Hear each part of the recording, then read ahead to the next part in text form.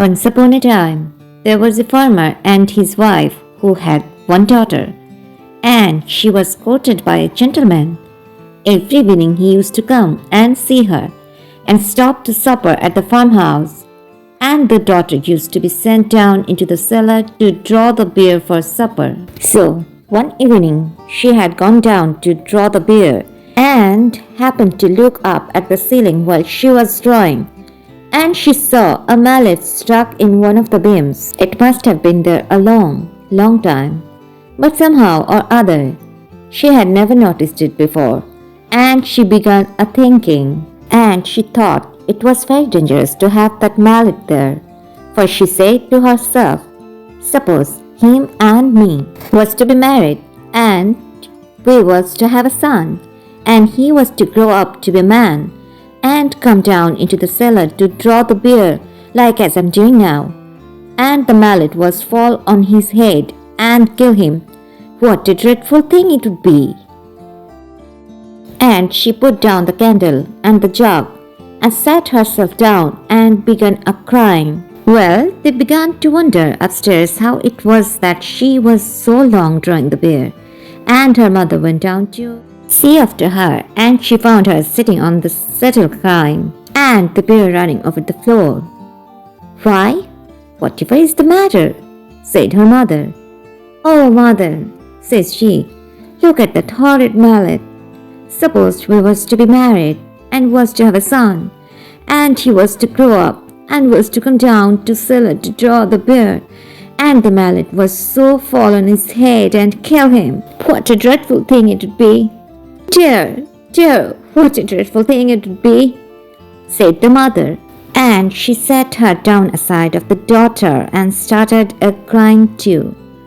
Then, after a bit, the father began to wonder that they didn't come back, and he went down into the cellar to look after them himself, and there the two sat crying and the beer running all over the floor. Whatever is the matter? Says he. Why, says the mother, look at that horrid mallet. Just suppose if our daughter and her sweetheart was to be married, and was to have a son, and he was to grow up and was to come down into the cellar to draw the beer, and the mallet was fall on his head and kill him. What a dreadful thing it would be. Dear, so it would, said the father, and he sat himself down aside of the other two and started crying. Now the gentleman got tired of stopping up in the kitchen by himself, and at last he went down into the cellar too, to see what they were after. And there the three sat crying side by side, and the beer running all over the floor. And he ran straight and turned the tap. Then he said, whatever are you three doing, sitting there crying and letting the beer run all over the floor? Oh, says the father, look at that horrid mallet. Suppose you and our daughter was to be married, and was to have a son, and he was to grow up, and was to come down into the cellar to draw the beer, and the mallet was to fall on his head and kill him. And then they all started crying worse than before. But the gentleman burst out laughing, and reached up and pulled out the mallet, and then he said, I have travelled many miles, and I never met three such big sillies as you before. And now I shall start out on my travels again, and when I can find three bigger sillies than you three, then I will come back and marry your daughter. So he wished them goodbye and started off on his travels, and left them all crying because the girl had lost her sweetheart.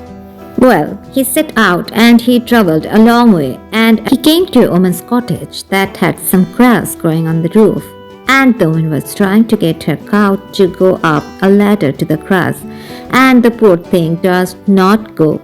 So the gentleman asked the woman what she was doing. Why, look here, she said, look at all that beautiful grass. I'm going to get the cow on the roof to eat it. She'll be quite safe, for I shall tie a string round her neck and pass it down through the chimney, and tie it to my wrist as I go about the house, so she can fall off without my knowing it. Oh, you poor silly, said the gentleman. You should cut the grass and throw it down to the cow.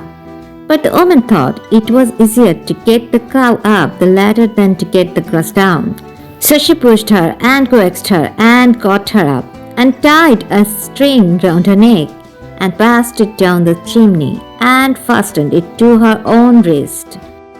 And the gentleman went on his way, but he hadn't gone far when the cow tumbled off the roof and hung by the string tied round her neck, and it strangled her. And the weight of the cow tied her to her wrist pulled the woman up the chimney, and she stuck first halfway and was smoother in the throat.